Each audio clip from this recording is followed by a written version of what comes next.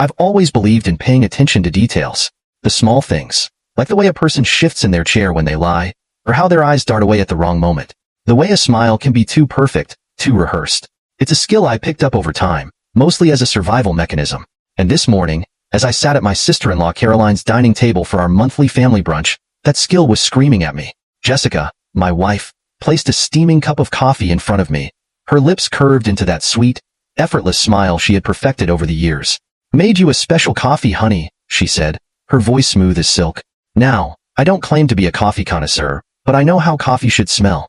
I know the deep, earthy aroma, the rich bitterness that fills the air before you even take a sip. This was different. The second the steam hit my nose, something twisted in my gut. There was an underlying scent, faint but unmistakable, metallic. I didn't react, didn't let my face betray a single flicker of suspicion. Instead, I picked up the cup, swirling the dark liquid gently, pretending to appreciate her effort. "How sweet," I murmured, offering a small smile in return. Jessica's eyes flickered, just for a second, barely noticeable, unless you were looking, unless you knew what to look for. Across the table, Caroline stirred her own coffee lazily, her long nails tapping against the porcelain. She always played the role of a casual observer, watching, waiting, pretending she wasn't in on whatever was happening behind the scenes. I had learned the hard way that with these two, nothing was ever casual. Over the past year, I'd been sick more times than I could count. Stomach pains that kept me doubled over in bed. Nausea so intense I could barely stand. Emergency room visits with doctors scratching their heads, unable to explain why my body was betraying me. And always, it happened after a meal prepared by Jessica or during one of these brunches at Caroline's house. Coincidence? Maybe once. Maybe twice. Not this many times. I had theories, of course. Wild, twisted suspicions that any sane man would dismiss. But I'd learned that ignoring the signs didn't make them disappear. So today, I had a plan. I reached for my phone, pretending to check a message. Then, with a perfectly timed stumble, I bumped the table, just enough to make the cups clatter, just enough to create a moment of chaos. "Ah, damn," I muttered, steadying myself. Jessica's hand shot out, her fingers gripping the table's edge. A natural reaction, maybe, but her eyes went straight to my coffee cup. Not me, the cup. That told me everything I needed to know. As I straightened, I reached out, switching my coffee with Caroline's. It was quick, effortless. The kind of move you learn after years of playing defense in a game you never signed up for. Caroline barely glanced up, too absorbed in whatever she was typing on her phone. "Jessica, though?" She noticed. She recovered quickly, forcing another smile. But I saw the moment of hesitation, the way her throat worked as she swallowed. "Careful, honey," she said, her voice light. "Don't be too clumsy. Wouldn't want you spilling that special coffee I made just for you." I chuckled, lifting the new cup to my lips, pretending to sip. The scent still lingered in the air, twisting my stomach into knots. But now, it wasn't my problem anymore. I placed the cup back on the table, watching, waiting. 30 minutes. That's all it would take. Caroline didn't know it yet, but she was about to become the proof I needed. The proof that my own wife was trying to poison me. 30 minutes. That's all it took. I sat there, calm and patient, watching as Caroline's fingers trembled slightly around the handle of the coffee cup.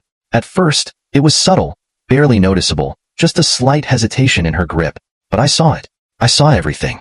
Jessica sat beside me, her body stiff despite the relaxed smile she kept plastered on her face. She was watching too, though she tried to pretend otherwise. Every few seconds, her gaze flicked toward me, then toward Caroline, then back to me again, like she was expecting something to happen. The only problem? It wasn't happening to me. Caroline let out a breath, shifting in her seat. She rubbed her fingers against her temple like she was trying to shake off a headache. "Ugh," she muttered under her breath. "I feel weird." Jessica turned her head sharply, her smile faltering for just a second. "Weird how?" Caroline frowned, blinking a few times. Her normally sharp eyes looked unfocused, like she was struggling to keep up with the conversation. "Just off. My hands feel tingly," she murmured, flexing her fingers. "And my stomach." Jessica's fingers curled around the edge of the table. Her knuckles were turning white. "Maybe it's just the heat," she said quickly, forcing a chuckle. "Or maybe you didn't eat enough this morning." I leaned back, resting my arm casually along the chair, pretending to be oblivious. Inside, my pulse was pounding. I knew that reaction. I'd lived it too many times. The nausea that starts as a pit in your stomach, spreading like an invisible sickness. The dizziness that makes the world tilt slightly, just enough to disorient you. The tingling in the fingers, the sudden weakness in the limbs. I'd felt all of it before. And now, Caroline was feeling it.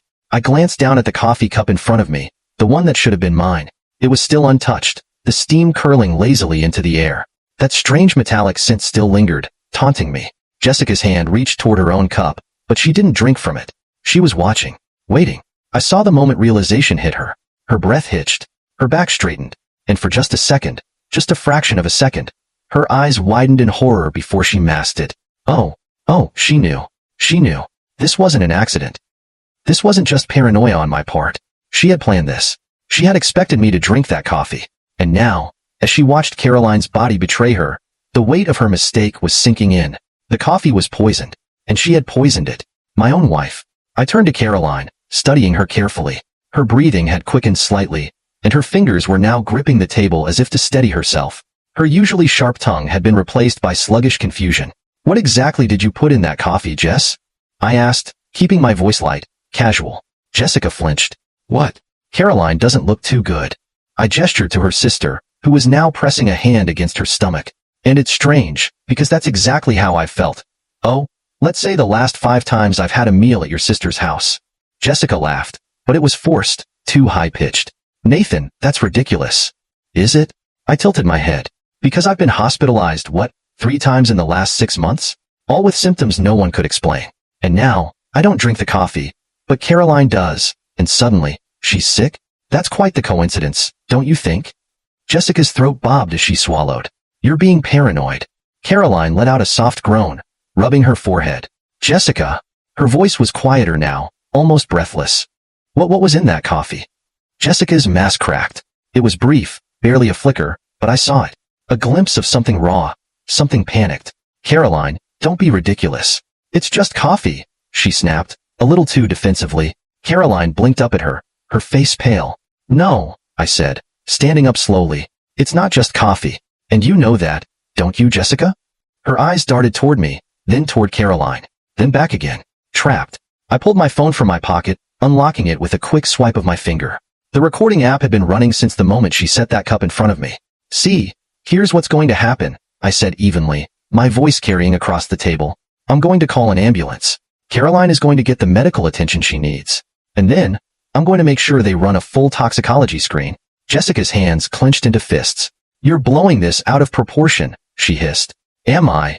I raised a brow. Then why do you look like you just saw a ghost? She didn't answer. Caroline exhaled shakily. Jessica.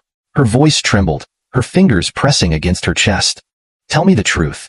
Did you put something in that coffee? Jessica's lips parted, but no words came out.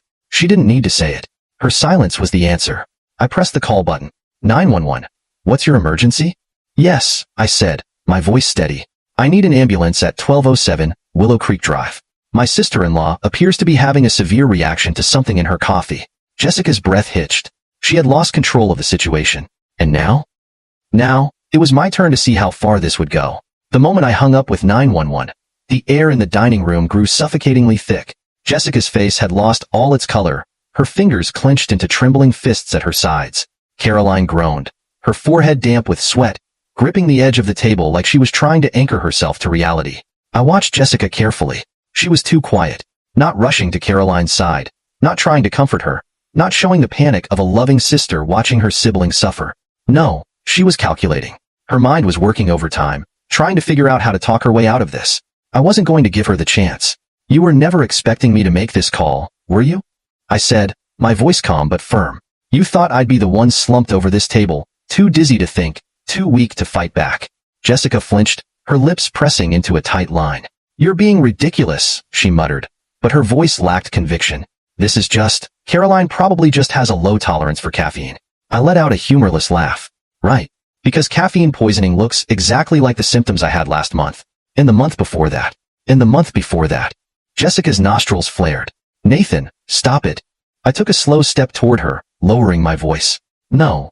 You stop it. No more gaslighting. No more brushing things off. I know what's been happening to me. And now, so does she. I gestured toward Caroline, who was now visibly shaking. And guess what, Jessica? You made a mistake today. You tried to poison me again. And now, the wrong person drank it. So tell me, what was in that coffee? Jessica's eyes darted toward the front door, as if she was considering bolting.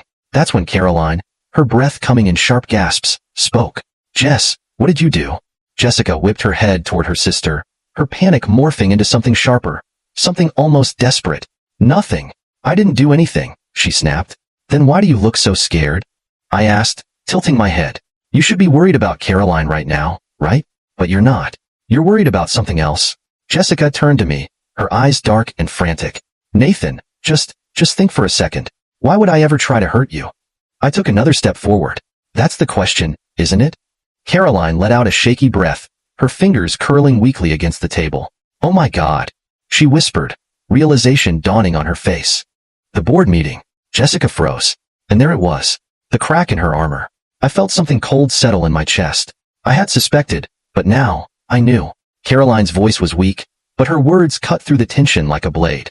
That's why, isn't it? That's why you've been doing this to Nathan. She lifted her head, eyes glassy but filled with betrayal. You wanted him out of the way. Jessica clenched her jaw. You don't know what you're talking about. Caroline let out a bitter, rasping chuckle. Oh, I think I do. She turned to me, eyes flickering with something I hadn't expected, guilt. Nathan, I should have seen it. I should have known. I frowned. Known what? She swallowed hard. Jessica's been after your position at work for months. I exhaled slowly, my fingers curling into fists. Of course, the Henderson account, the biggest client of the year, the contract that had the potential to change everything. And I was leading the pitch. Jessica worked at the same firm, but she'd been struggling to land major accounts. She was good at what she did, but she didn't have the reputation I had built over the years. And Henderson? They had requested me personally. She must have seen it as a threat. She must have thought I was in her way. Caroline's voice was thick with regret. She kept saying how unfair it was that you were stealing opportunities from her. How she was the one who deserved to be handling the firm's biggest clients. She let out a breathless, humorless laugh. I thought it was just talk. I didn't know she'd actually. Her voice broke off with a pained shudder. Jessica's hands were trembling now. It wasn't supposed to be like this, she whispered. I stared at her. What wasn't supposed to be like this? She looked up at me, something raw and desperate in her eyes. You weren't supposed to figure it out. A cold, empty silence stretched between us. You were just supposed to miss the meeting, she admitted, voice barely above a whisper. Just one meeting. Just one. So they'd think you were unreliable. So they'd let me take the lead instead. Her voice cracked. But you kept bouncing back. No matter what I did. You kept showing up. And then they gave you the next big account. And then the next. And the next. Her breath came in short, angry gasps. Do you know what it's like to work twice as hard, only to be overlooked again and again? She snapped, her voice rising. To have everything you deserve handed to someone else? I stared at her in disbelief. Deserve? You think you deserve my job? Jessica's face twisted with something ugly. Yes, she spat. I do. Because I work just as hard as you. But nobody ever notices me when you're in the room. I'm always just Jessica. Just another employee. Just your wife. Asterisk. She let out a shaky breath. I thought if you got sick just once, just one time, I'd finally get my chance. My stomach turned. Caroline let out a wheezing, pained laugh. Well, congratulations, she croaked. You got your chance. And now, you're going to prison for it. Jessica's face twisted in panic. Caroline, no. I didn't mean for this to happen. Shut up, I snapped, my voice like ice. Jessica flinched. I pulled my phone out again, tapping the screen. I recorded everything, I said coldly. You just confessed to poisoning me. Her eyes went wide. No, I didn't mean. Doesn't matter, I interrupted. You said it, and the police are already on their way. Jessica's face twisted into something I barely recognized. A mixture of rage, panic, and sheer disbelief. You, she started, but the distant sound of sirens cut her off. Her head snapped toward the window, her hands shaking violently now. Caroline exhaled shakily. You're done, Jess, she whispered. It's over. And for the first time since this nightmare started, Jessica realized she had lost. The sirens grew louder, and Jessica's breath quickened. She looked like a cornered animal, eyes darting toward the front door, the windows, the hallway, anywhere that could offer an escape. But there was nowhere to run. I didn't take my eyes off her as I stood by Caroline's side, gripping my phone like it was my lifeline. Because right now, it was. A moment later, the paramedics burst through the front door, their voices brisk and professional as they moved toward Caroline. What are her symptoms? One of them asked, already kneeling beside her. She's dizzy, weak, nauseous. I listed, stepping back to give them space. Her hands have been shaking. She's having trouble keeping her balance. Caroline groaned as one of the medics checked her pulse, then flashed a light into her eyes. Her pupils are dilated, he murmured to his colleague. Possible toxic reaction. Jessica stood frozen in place, watching with wide eyes. Ma'am, the paramedic turned to her. Do you know what she's ingested? Jessica's mouth opened and closed. No words came out. I do, I said calmly. She drank my coffee, the one my wife made specifically for me. The paramedic glanced at Jessica, his face unreadable. Do you know what was in it? Jessica's lips trembled. I just made regular coffee, she whispered. I pulled out my phone and pressed play on the recording. Jessica's confession echoed through the room. You were just supposed to miss the meeting. Just one. So they'd think you were unreliable. The paramedic's head snapped up. His expression shifted immediately. What had been neutral concern turned to something much more serious. We need to get her to the hospital now. Two medics lifted Caroline onto a stretcher as she whimpered in pain. I'll ride with her, I said quickly. Jessica took a step toward me, her face pale. Nathan. I turned on my heel and walked away, leaving her standing there as the police car pulled into the driveway. The ride to the hospital was tense.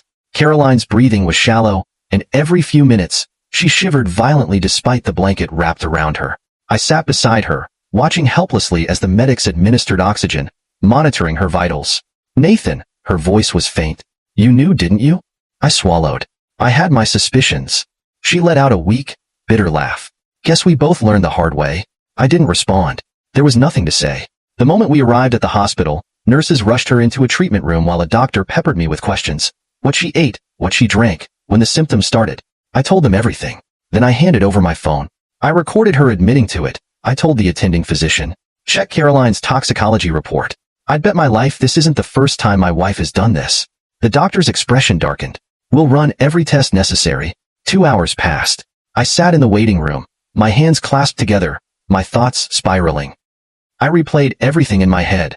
The months of illness, the lies, the dismissals, the careful way Jessica had orchestrated it all. The pieces fit too well. She had planned this. Every single step of it. She hadn't just wanted me to miss one meeting. That had been the start. But when that failed, she had escalated. Each time, the symptoms grew worse. She had been slowly pushing, testing, seeing how far she could go without getting caught. And now, finally, she had gone too far. A door swung open, pulling me from my thoughts. Dr. Phillips, a tall woman with sharp eyes and silver-streaked hair, walked toward me. She's stable, she said without preamble. We were able to flush most of the toxins from her system. She's weak, but she'll recover. I exhaled a breath I hadn't realized I was holding. And Dr. Phillips studied me for a moment. You were right to be concerned. The toxicology report confirmed the presence of a non-lethal but highly potent compound, one that shouldn't be in any food or drink. We're running further analysis, but the initial results are alarming. My jaw clenched. How alarming? She hesitated, then handed me a tablet. The screen showed a list of chemical compounds, medical terms I barely understood, except for one word. Rodenticide?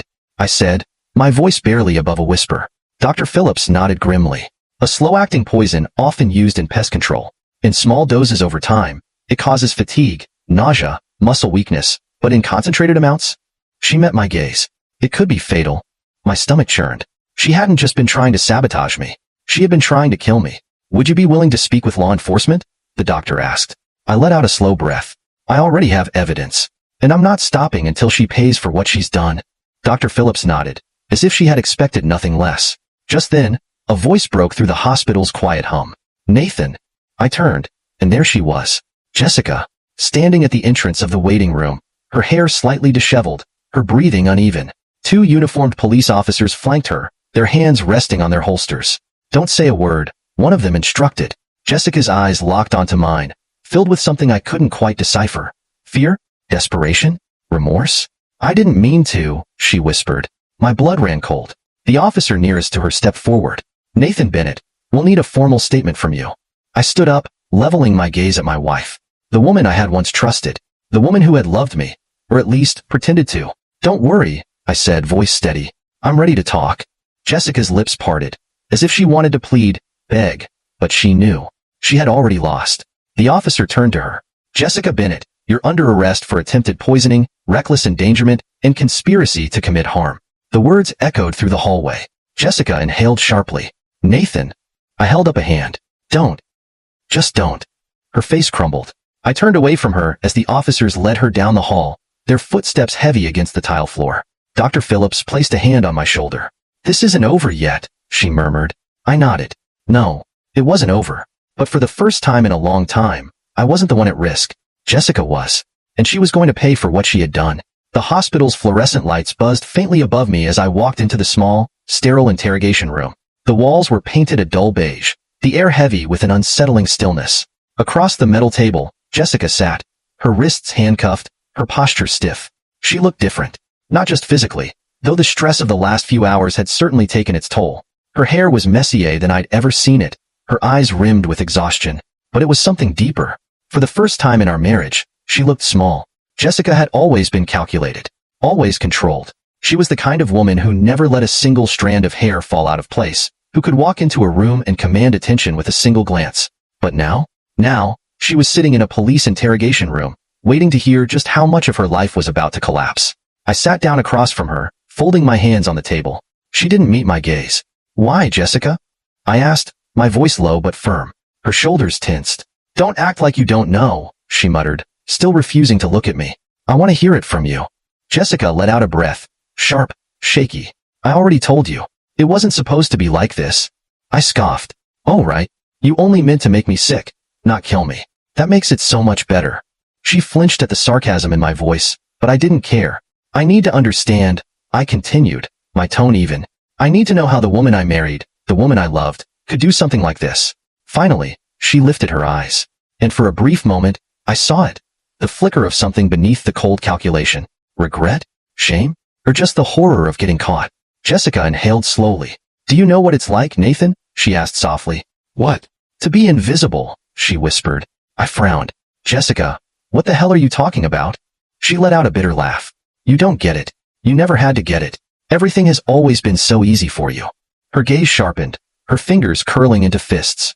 "You walk into a room, and people listen to you. They respect you. They want to work with you. Meanwhile, I've spent years busting my ass at that company, and no one ever saw me." I exhaled through my nose, keeping my emotions in check. "So you decided to poison me? That was your solution?" Jessica clenched her jaw. "It wasn't supposed to go this far." "You keep saying that." I leaned forward. "But it did." Her throat bobbed as she swallowed hard. "I just wanted a chance. A real chance. But every time I thought I had an opportunity, you were there.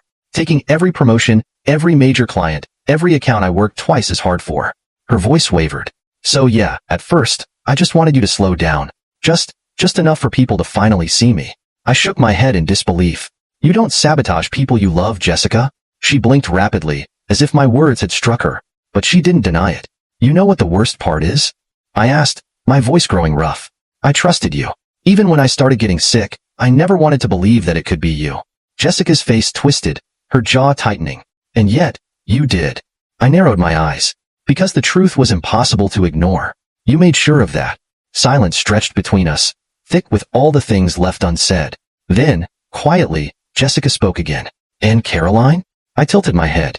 "What about her?" She let out a slow breath. "Is she going to be okay?" For the first time since this started, Jessica looked genuinely afraid. Not for herself, but for Caroline. "She's stable," I said carefully. "But she could have died, Jessica." Her lips parted slightly, her hands trembling against the table. "She wasn't supposed to drink it," she murmured, almost to herself. "It was never meant for her." I leaned forward. "And I was never supposed to figure it out. But here we are." Jessica's gaze met mine, and for the first time, I saw real remorse in her expression. But it wasn't enough. Not even close. "Do you regret it?" I asked. She exhaled sharply. "Getting caught?" "Yes." I let out a cold laugh, shaking my head. "Of course. Because if I had just gone along with it, if I had kept drinking whatever you put in front of me, I'd still be sick. You'd still be winning. Right?" Jessica didn't answer. "That's what I thought." Another long silence passed. Then Jessica took a deep breath, squaring her shoulders. "I should talk to my lawyer," she muttered. I stared at her for a moment, then nodded slowly. "Yeah, you should." I stood up, pushing the chair back. Jessica's eyes flickered with something. Maybe she had expected me to say more. Maybe she had hoped for some kind of absolution. But I wasn't offering it. Not after everything. "I'm done, Jessica." My voice was firm, unwavering. "You made your choices. Now you have to live with them." She didn't argue, didn't beg. She just watched as I turned and walked out the door. The second I stepped into the hallway, the weight on my chest lifted. Jessica had spent months trying to tear me down, trying to make me weak, but she hadn't won. I was still standing. And now, I was ready to watch her fall. The moment I walked out of that interrogation room, I knew there was no going back. Jessica's betrayal was no longer a suspicion or a nightmare that haunted me in the quiet hours of the night. It was real. And now, she was going to pay for it. Detective Morrison, the lead investigator, met me just outside the room. He was a tall, broad-shouldered man with tired eyes, the kind of cop who had seen far too much of the worst parts of humanity. "Well," he said, exhaling as he flipped through a small notepad. "That was interesting." I crossed my arms. "You heard everything?" He nodded. "Every damn word." Jessica's confession, what she said, what she didn't say, was enough to confirm what I already knew. This wasn't just some misunderstanding or a desperate woman making a mistake. It was intentional. Morrison shut his notepad and gave me a long, assessing look. "We're moving forward with formal charges. But we need more than just her words to ensure this sticks in court." I squared my shoulders. "What do you need?" He motioned for me to follow him down the hall. "We've already gotten a warrant for a search of your home," Morrison explained as we walked. "If she's been poisoning you for months, she had to keep whatever she was using somewhere. The toxicology report from your sister-in-law already confirmed foreign substances in her system, ones that don't just end up in coffee." I clenched my jaw. "So, if we find the source, then we have a rock-solid case," Morrison confirmed. We reached the main hospital entrance, where two uniformed officers stood beside their patrol car, waiting. My heart pounded against my ribs as the reality of the moment settled in. Jessica's life, the one she had so carefully built, so desperately protected, was about to come crumbling down. And for the first time, I didn't care. When we arrived at the house, it was surreal walking into what had once been my home. The officers moved through the rooms with practiced efficiency, opening cabinets, drawers, even checking behind the fridge. I stood in the doorway of our bedroom, watching as one of the officers went through Jessica's nightstand. "You lived with her every day," Morrison said beside me. "Did she ever seem nervous? Like she was hiding something?" I let out a slow breath. "She was careful. Very careful. She never left anything obvious out in the open. But I knew Jessica, and I knew she wasn't invincible." We moved to the kitchen next. One officer was already digging through the spice cabinet, another checking the pantry. The detective in charge of collecting evidence turned to Morrison. "We've got something." I followed them to the lower cabinet near the sink. The officer pulled out a small black box, setting it carefully on the counter. It looked unremarkable at first, just an ordinary storage container. But when they opened it, the air in the room shifted. Inside were bottles. Small, carefully labeled vials of substances I didn't recognize. Some with their original pharmaceutical labels, others without. Morrison picked one up, his expression darkening. "This," he said, handing it to the evidence tech, "isn't something you buy at a grocery store." I stared at the collection, my stomach churning. All this time, Jessica had been keeping stock of whatever she had been using on me, like I was some experiment. One of the officers handed me a piece of folded paper. "You might want to see this." I unfolded it, my hands tightening around the edges. It was a list. Dates. Dosages. Effects. She had documented everything. Every single time I had fallen ill. Every headache. Every emergency room visit. Every unexplained sickness. Jessica had written it all down, like she was conducting some kind of sick, twisted study. Morrison let out a low whistle. "Well, this is damning." I swallowed hard, feeling my pulse roar in my ears. "You're telling me?" The realization hit me like a truck. She never planned on stopping. If I hadn't switched that cup with Caroline's, if I hadn't started questioning things, would I have survived the next dose? Would she have gone all the way? The thought sent ice through my veins. Morrison motioned to the officers. "Bag all of it. We're done here." Back at the station, I watched from a distance as Jessica was led from her holding cell to a different interrogation room. She didn't fight, didn't try to run. But when she caught sight of me through the window, she hesitated. For just a moment, I saw something flicker in her eyes. Regret? Or just fear of what happens next? Detective Morrison gestured for me to step inside the observation room. From here, I could see and hear everything. But Jessica couldn't see me anymore. He sat across from her, setting the black box on the table with a thud. Jessica's entire body tensed. Morrison leaned forward. "You recognize this, don't you?" She didn't answer. "You kept records," he continued, tapping the sheet of paper I had read earlier. "You documented every time you poisoned your husband. The amounts, the effects, even how much stronger you needed to make it each time." Jessica's jaw tightened. Morrison tilted his head.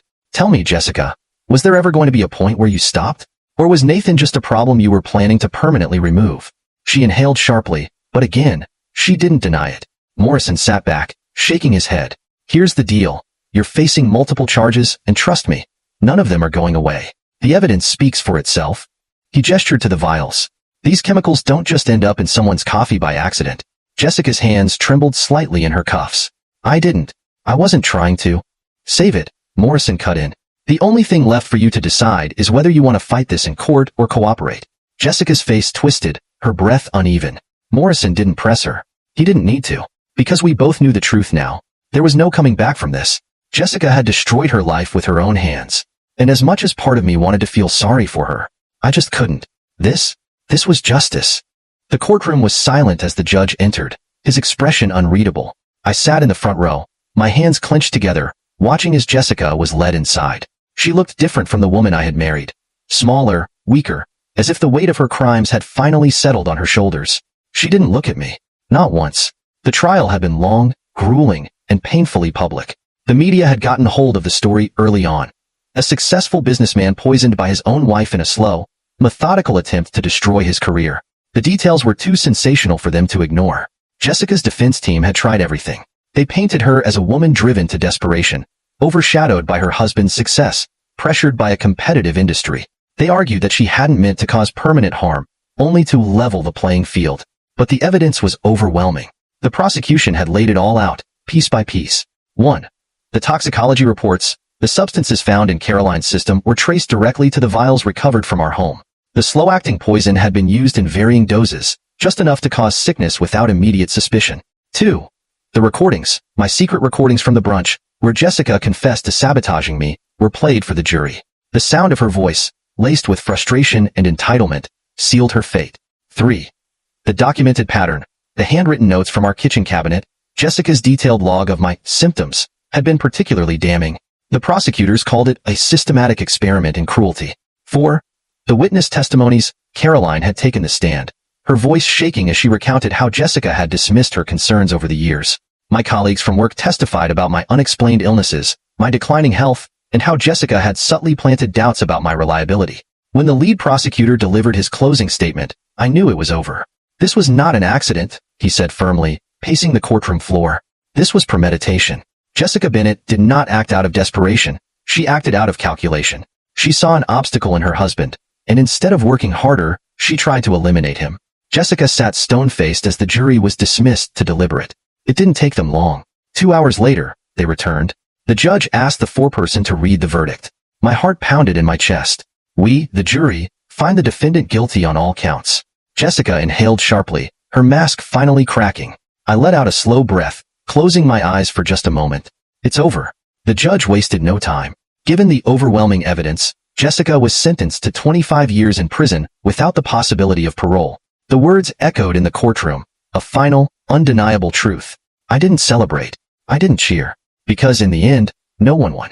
Jessica had lost her freedom, her career, and everything she had once valued. And me? I had lost a woman I had once loved. After the sentencing, I stepped outside the courthouse, the crisp air biting against my skin. Reporters were already swarming, their cameras flashing as they shouted questions. How do you feel now that justice has been served? What would you say to Jessica if you had the chance?